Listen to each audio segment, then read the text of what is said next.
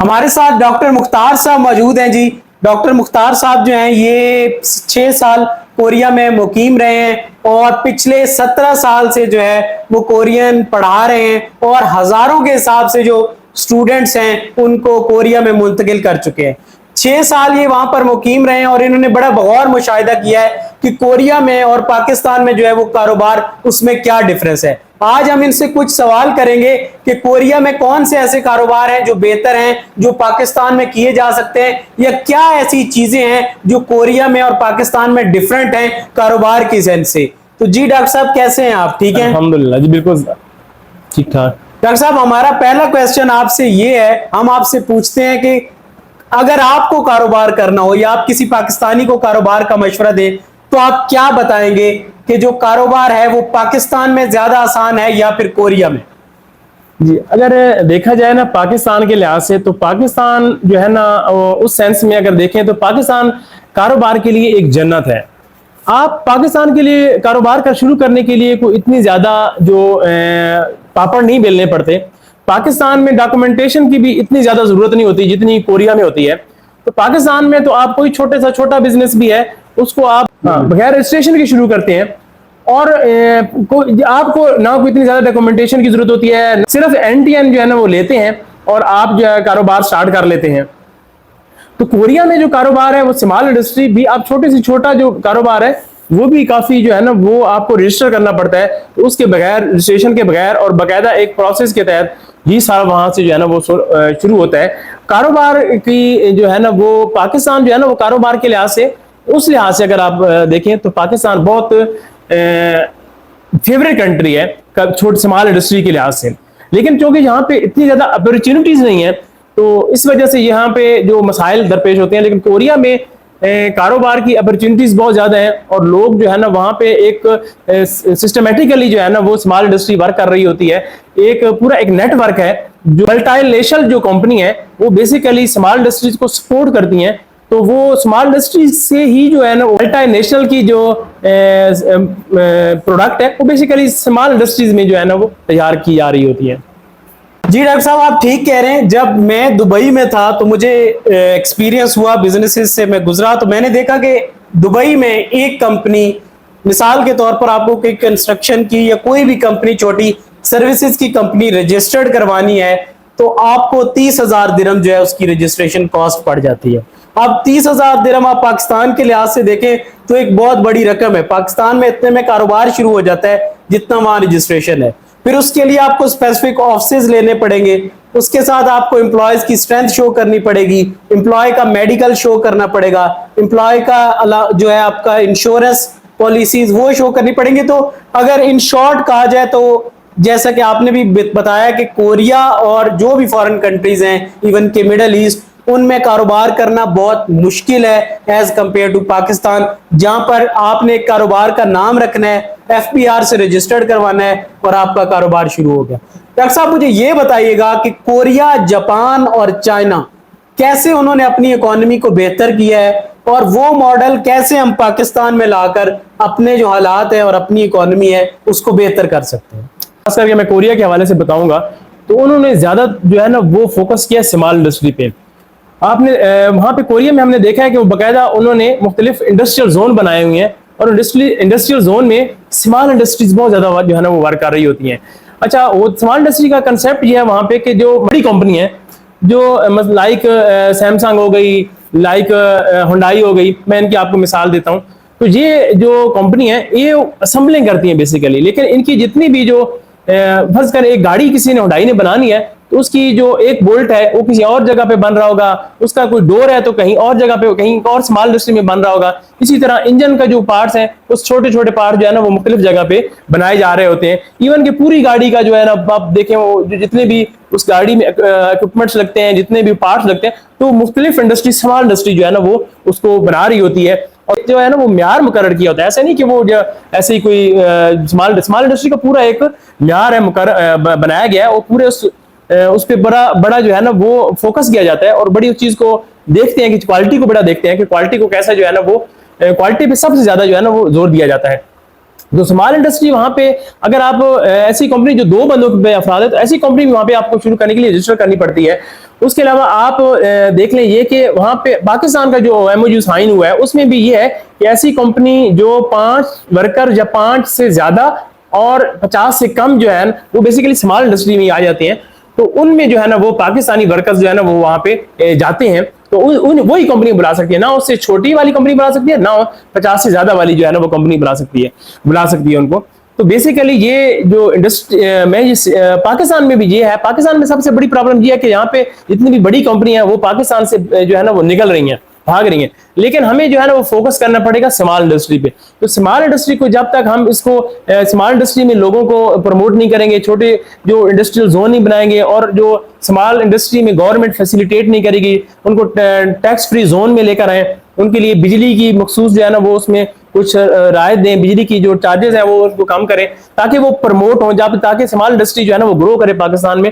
اور پھر جب اسمال انڈسٹری گرو کرے گی دین پھر جو جتنی بھی بڑی کمپنی ہے وہ آٹومیٹکلی وہ پاکستان میں جو ہے نا وہ ان کو جب نظر آئے گا کہ یہاں پہ ہمیں جو ہے نا وہ اچھی اپرچونٹی ہے تو وہ ضرور جو ہے نا وہ جائیں گے. لیکن موجودہ صورتحال میں تو آپ کو پتہ ہے جیسا پولیٹیکل سچویشن میں تو جہاں سے کمپنیاں جو ہے نا وہ جا رہی ہیں, بڑی کمپنی ہیں وہ جہاں سے جو ہے نا وہ نکل رہی ہیں. تو لیکن اسمال انڈسٹری تو کے لیے پاکستان میں اس کو جنت کہوں گا فی الحال, یعنی کہ کوئی جو ہے نا وہ اس میں ایسا رکاوٹ نہیں ہے جس کو آپ جو ہے نا وہ کہیں کہ آپ یہاں پہ دیکھیں نا, یہاں پہ ریڈی والا ہزاروں کما رہا ہے, چھوٹی چھوٹی دکانیں ہیں مطلب مختلف بازار میں دیکھیں تو وہ آپ دیکھیں وہ آپ کی سوچ سے بھی زیادہ کما رہے ہیں.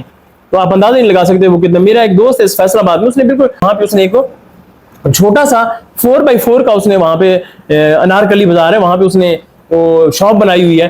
تو وہ مجھے بتا رہا تھا کہ سر میں اس شاپ سے تقریباً کچھ 7 سے 8 لاکھ ارن کر رہا تھا, مطلب پہلے جب اکانومیکل پاکستان میں بہتری تھی. اب تو وہ صاحب ظاہر معاشی حالات ڈاؤن ہے, تو وہ اب کی تو مجھے نہیں بات کنفرم کہ وہ کیا, لیکن اس سے پہلے جب بہت عروج تھا پاکستان میں, جب last government P T I کی جو گورنمنٹ تھی وہ اس میں کافی ایکٹیویٹیز تھی, معاشی ایکٹیویٹیز بہت زیادہ تھیں, اس میں لوگ جو ہے نا وہ بہت زیادہ ارن کر رہے تھے.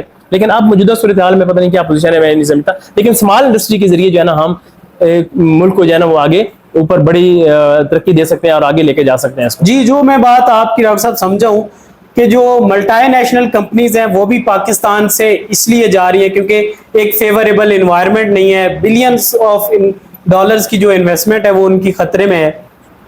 اور جہاں پر اسمال انڈسٹریز بڑی انڈسٹریز کو جو ہے سپورٹ کر رہی ہوتی ہیں, بڑی انڈسٹریز جو ہے وہ یہی چاہتی ہیں کہ وہ وہاں پر کام کریں تاکہ ان کی جو ہے, اسی لیے ان کی فرسٹ چوائس جو ہے وہ کوریا ہے یا جاپان ہے یا چائنا ہے. ڈاکٹر صاحب ہم آپ سے بہت ضروری کویشچن کریں گے کیونکہ بہت سے ایسے ہمارے ویورز ہیں جو یہ جاننا چاہیں گے کہ اگر ایک نوجوان ملکی حالات کو دیکھتے ہوئے یا انویسٹمنٹ کے پرپز سے کہ کچھ انویسٹمنٹ اکٹھی کر کے پاکستان لائی جائے, یا ملک کے جو حالات ہیں اس کی وجہ سے جو ہے فی الحال اس کو موو کرنا ہے باہر, اگر اس کو کوریا جانا ہے تو اس کا کیا پروسیجر ہوگا؟ ایک لے مین کے طور پہ آپ اس کو کیسے گائیڈ کریں گے کہ اس نے کیا کرنا ہے تو وہ کوریا جا سکتا ہے, اور کون سے ایسے اسکیم ہیں جن سے اس نے بچنا ہے؟ دیکھیں بزنس کے حوالے سے تو یہاں پہ کچھ لوگ جو ہے وہ بزنس کر رہے ہیں. میں چونکہ ورکرز کو ڈیل کر رہا ہوں تو E9 ایک ویزا کیٹیگری ہے, اس حوالے سے بتانا چاہوں گا کہ بیسیکلی یہ کوریا جو E9 سسٹم ہے جو پاکستان کا, یہ 2006-7 سے جو ہے نا وہ سٹارٹ تھا اور آنورڈ ابھی تک چل رہا ہے, اور اس میں ہزاروں لوگ جو ہے نا وہ کوریا میں اس پروسیس کے تحت سسٹم کے تحت جا چکے ہیں. ایک ٹائم پیریڈ ہے کہ اس ٹائم پیریڈ میں تقریباً 4 سال 10 ماہ کا عرصہ ہوتا ہے, وہ ابھی تھوڑا سا اس میں ترمیم کی گئی ہے تو وہ زیادہ بھی ہو سکتا ہے وہ بات کچھ شرائط میں. تو 4 سال 10 ماہ میں اس کا پروسیس کا سمپل سا طریقہ ہے کہ ہر سال اس کی جہاں پہ اناؤنسمنٹ ہوتی ہے کوریا گورنمنٹ کی طرف سے, اور ویکینسیز یہاں پہ جو ہے نا وہ دی جاتی ہیں. سب سے پہلے تو ہے وہ آپ کو کورین لینگویج آتی ہو, ٹھیک ہے, میں یہ ہمیشہ سے کہہ رہا ہوں کہ کورین لینگویج بہت ضروری ہے. کورین لینگویج جب آپ نے سیکھی ہوئی ہو تو پھر آپ کے لیے جب بھی رجسٹریشن آئے گی تو آپ کے لیے مسائل نہیں ہوگی. تو سب سے پہلے اس میں رجسٹریشن ہے, رجسٹریشن کروائیں. رجسٹریشن کرنے کے بعد دین فردر جو ہے نا وہ آپ کا ایک پھر لکی ڈرا ہوتا ہے, اس میں آپ کے نام نکلتا ہے. اس میں نام نکلنے کے بعد آپ ٹیسٹ دیتے ہیں. ٹیسٹ کے لیے آپ کو جو ہے نا وہ ڈیٹ دی جاتی ہے, پھر ڈیلی بیس پہ ٹیسٹ ہوتے ہیں. وہ تقریباً ہر روز اراؤنڈ اباؤٹ 300 کے قریب جو ہے نا وہ ٹیسٹ ہوتے ہیں لڑکوں کے, اور ایک سیشن میں تقریباً 76 کے قریب یا اس سے زیادہ جو ہے نا وہ لڑکے شامل ہوتے ہیں. تو اس میں جو پھر جو لڑکے پاس ہوتے ہیں, جو میرٹ پہ آتے ہیں, تو وہ پھر فردر اپنا میڈیکل کرواتے ہیں. میڈیکل کروانے کے بعد سمپل ان کا جو ہے نا وہ ڈیٹا کوریا میں چلا جاتا ہے تھرو اوورسیز. تو اس کے بعد وہ بالکل فری ہیں. وہ ان کا ٹائم پیریڈ ہوتا ہے میکسیمم 2 ایئر. تو جب بھی جیسے وہ روسٹر پہ جاتے ہیں, روسٹر کہتے ہیں جہاں پہ وہ کورین جو کمپنیز ہوتی ہیں اسمال انڈسٹری ان کو پک کرتی ہے ورکرز کو, اس کو روسٹر کہا جاتا ہے. تو روسٹر پہ جب وہ لڑکے جاتے ہیں تو ایلیجیبل ہو جاتے ہیں کوریا میں جاب, کسی بھی کمپنی میں جاب کرنے کے لیے. تو جو پھر وہ کرائٹیریا مختلف کمپنی کا مختلف کرائٹیریا ہوتا ہے, تو جو کمپنی جس کمپنی پہ وہ کرائٹیریا میں پورے اترتے ہیں وہ لڑکے, تو پھر اس کو فردر وہاں سے وہ پک کر لیا جاتا ہے اور سمپل پھر اس کا ورک پرمٹ بھیج دیا جاتا ہے اوورسیز میں. اوورسیز اس کو کال کرتی ہے کہ جی آپ کا ورک پرمٹ آئے گا. اس کی آئی ڈی وہ لڑکا خود بھی ایک آئی ڈی بنا لیتا ہے, اس آئی ڈی پہ وہ چیک کر کے فردر وہ دیکھ لیتا ہے کہ میرا ویزا کا اجرا ہوا ہے یا نہیں. تو پھر ان کے جو اخراجات ہوتے ہیں, جتنے کوئی ٹکٹ کے خرچہ ہو گیا, ڈاکٹر صاحب اندازاً کوئی کتنا ایکسپینس, اس میں جو اس وقت کے حساب سے ڈالر کے حساب سے ٹکٹ کا خرچہ ہوتا ہے, جو گورنمنٹ کے ٹیکسز ہیں اور جو اوورسیز کی جو تھوڑی بہت اماؤنٹ ہوتی ہے, وہ تقریباً ملا کے بھی کوئی 3-3.5 لاکھ روپیہ اس وقت جو ہے نا وہ ہوتا ہے جو ٹوٹل چارج کیا جاتا ہے. آپ نے ذکر کیا کہ جو لینگویج سیکھنی پڑتی ہے, آپ کا بھی کوئی انسٹیٹیوٹ ہے, اس کے بارے میں بھی بتا دیں, اور یہ بتا دیں کہ لینگویج میں کتنا سیکھنے میں کتنا خرچہ آ جاتا ہے. جیسا کہ آپ نے وہ 3.5 لاکھ بتا دیا کوریا جانے, کیا اس 3.5 لاکھ میں لینگویج کا خرچہ بھی شامل ہے, اور لینگویج سیکھتے ہوئے کن باتوں کو ذہن میں رکھنا چاہیے کہ کیسے انسٹیٹیوٹ میں جایا جائے؟ دیکھیں, سب سے پہلے تو جو بھی لینگویج کورین لینگویج سیکھنا چاہتا ہے اس کو یہ دیکھنا ہے کہ جس انسٹیٹیوٹ میں جس اکیڈمی میں جا رہا ہوں کیا وہاں کی ٹیچر جو ہے کوالیفائڈ ہے. تو سب سے پہلے تو ٹیچر کی کوالیفیکیشن دیکھنی چاہیے, پھر اس کا ایکسپیرینس دیکھنا چاہیے کہ اس کا ایکسپیرینس کیا ہے, وہ کیا کوریا میں رہ کیا ہے, یہاں پہ اس کو پڑھاتے ہوئے کتنا عرصہ ہو گیا. تو یہ چیز دیکھنے کے بعد کنفرم کرنے کے بعد ہی جو ہے نا وہ آپ کو ایڈمیشن لینا چاہیے. تو اس میں جو باقی اس کا جو خرچے کی بات کر رہے ہیں, تو مختلف اکیڈمیز جو ہے نا وہ چارج کر 20 سے 30 کے بٹوین جو ہے نا وہ چارج کیا جا رہا ہے. تو جو اس کے بعد جو خرچہ ہاسٹل کا, اگر آپ ہاسٹل کا خرچہ آپ ڈال لیں تو تقریباً 10 to 12,000 خرچہ ہوتا ہے, یا آپ 15 تک کر لیں. تو وہ ڈال کے آپ تقریباً یعنی کہ جو لینگویج کا پروسیس ہے وہ آپ کو تقریباً 70-80,000 میں پڑ جاتا ہے. فوڈ 3 مہینے کا جو کورس ہوتا ہے بیسیکلی. تو یہ ٹوٹلی اس کا جو ہے نا وہ خرچہ ہے, بیسک اس کا خرچہ ہے, جس پہ آپ لینگویج سیکھتے ہیں اور آپ صاف ظاہر اس میں. ڈاکٹر صاحب, ہر کام کی طرح جیسے بھی جب ہم سنتے ہیں کہ باہر جانے کا کوئی نام آ گیا تو اس کے ساتھ فراڈ اور اسکیم دونوں جڑے ہوتے ہیں. تو کیا کوریا جانے کا جو پروسیس ہے اس میں بھی فراڈ یا اسکیم ہے, اور کیسا ہے, اور اس سے کیسے بچا جا سکتا ہے؟ دیکھیں, اس کوریا کا سسٹم بہت عرصے سے, میں نے جیسے آپ کو بتایا 2007 سے راؤنڈ اباؤٹ چل رہا ہے. تو ابھی تک اس سسٹم میں الحمدللہ افواہیں تو بہت ہیں, افواہیں تو مارکیٹ میں بہت زیادہ گردش ہوتی ہیں, لیکن میں نے ایسا نہیں دیکھا, یا جو لوگ اس میں جو ہے نا وہ پروسیس میں کسی نے پیسے دے کر جو ہے نا وہ گیا ہو. باتیں تو بہت سنی ہوتی ہیں, اور خاص کر کے جو اس میں ایک ریٹرن ہی ہوتی ہیں جو 4 سال 10 ماہ کوریا میں رہ کے آتے ہیں. تو ان کے لیے اکثر جو ہے کہا جاتا ہے کہ جب وہ دوبارہ جاتے ہیں تو ان کی کمپنی اگر بند ہو جائے تو وہ کسی اور کمپنی میں جب سلیکشن ہوتی ہے تو اس میں پیسے لیے جاتے ہیں. لیکن یہ افواہیں بہت ہیں, لیکن ابھی تک کوئی ایسا کوئی پروف یا ایسا کوئی حقیقت یہاں پر جو ڈیلرز ہیں یا کچھ ایسے حضرات جو لوگوں کو کہتے ہو کہ ہمیں اتنے پیسے دے دیں ہم آپ کو کوریا لے جاتے ہیں, تو اس کے بارے میں وہ کوئی اسکیم ہے یا واقعی کوئی پیسے دے کر کوریا جایا جا سکتا؟ نہیں, E9 پہ اگر کوئی آپ کو یہ کہتا ہے کہ میں جو ہے نا وہ پیسے لے کر یہ پروسیس کر سکتا ہوں, یا اس میں آپ کہیں 1% بھی جو ہے نا وہ اس میں حقیقت نہیں ہے. وہ آپ کو ٹوٹل آپ نے اس جو ہے نا وہ پروسیس ہے اس میں ٹوٹلی اوورسیز کے تحت جاتا ہے. نہ آپ کی ایون کی جو بیلٹنگ ہوتی ہے وہ جو قراندازی ہوتی ہے اس میں بھی کوئی نہیں آپ کا نام نکلوا سکتا. تو یہ بالکل ایک فیئر اور کلیئر پروسیس ہے, اس میں کوئی ایسی جو ہے نا وہ دو نمبری نہیں ہے. ہاں, مارکیٹ میں لوگوں کو بیوقوف ضرور بنایا جاتا ہے, بیوقوف بنا کے لوگوں کو اویئرنیس نہیں ہوتی, لوگوں کو پتہ نہیں ہوتا, لوگ جو ہے نا وہ دیکھتے نہیں ہیں, سرچ نہیں کرتے, تو پھر وہ کچھ جو ہے نا وہ لوگ ان کے جھانسے میں آ جاتے ہیں, تو لالچ میں بھی آ جاتے ہیں بعض کا. تو وہ لوگوں کو اس سے بچنا چاہیے. باقی آپ نے کوئی بھی کام کرنا ہو تو اس پہ مکمل ریسرچ کر کے کریں تاکہ آپ کو اس پروسیس کے بارے میں پتہ ہو.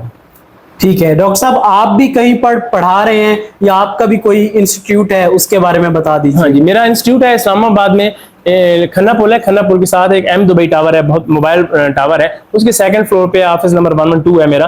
تو الحمدللہ میری کلاسز چل رہی ہیں. میں یہ پہلے میں فیصل آباد میں پڑھاتا رہا ہوں 2007 سے آنورڈ, فیصل آباد میں پڑھا رہا ہوں. پھر یہاں سے مجھے تقریباً مجھے تیسرا سال سٹارٹ ہو چکا ہے. تو الحمدللہ بہت اچھا رزلٹ ہے. آپ کے انسٹیٹیوٹ کا نام جاننا چاہوں گا. میرے انسٹیٹیوٹ کا نام ہے Seoul institute of languages. Thank you doctor صاحب, آپ کے ٹائم کا بہت شکریہ, آپ نے بڑا اچھا قیمتی ٹائم ہمیں دیا. बहुत शुक्रिया डॉक्टर साहब ने जो है वो टाइम निकाला, और मेरे ख्याल में इन्होंने, अगर कोई बंदा कोरिया जाना चाहता है तो उसका डिटेल जो है वो बिल्कुल इस वीडियो में हमें बता दी है कि कैसे जाया जा सकता है और कैसे स्कैम से बचा जा सकता है। इसके बारे में कारोबार में भी डिस्कशन हुई, और जिस कंक्लूजन पर मैं पहुंचा हूं वो ये है कि अगर आपको कारोबार करना है और आप उतनी मेहनत जितनी आप सोचते हैं कि आप करेंगे कोरिया में जाके, दुबई में या बाहर जाकर, उतनी मेहनत पाकिस्तान में कर लें और उस इन्वेस्टमेंट से कर लें, तो आपके हालात और आपके जो बाकी मामलात है वो ज्यादा बेहतर तरीके से चल सकते हैं। हाँ, डाउनफॉल जरूर है, कहीं पर हुकूमत की कमजोरी है, कहीं पर जो है पॉलिसीज गलत है, लेकिन जो मेन एक प्रोसेस है वो हमेशा से पाकिस्तान में अच्छा रहा है। पाकिस्तान में कारोबार करना ज्यादा आसान है एज कंपेयर टू फॉरेन कहीं कारोबार करना। और जो लोग कोरिया जाना चाहते हैं इन्वेस्टमेंट कमाने के जो है उस पर्पज से कि हाँ यार कोरिया चला जाऊं, 5-6 साल लगाऊं, कुछ पैसे लेकर पाकिस्तान में आऊं और फिर कारोबार शुरू करूं, उसके लिए भी ये वीडियो बड़ी बेहतरीन है। इंशाल्लाह मजीद वीडियोस के लिए भी आपके सामने हाजिर होते रहेंगे। अपने भाई को दुआओं में याद रखिएगा। अल्लाह पाक आपका हामी नासिर हो। Thank you so much. Join to Karobar Bhai on TikTok for best karobari ideas.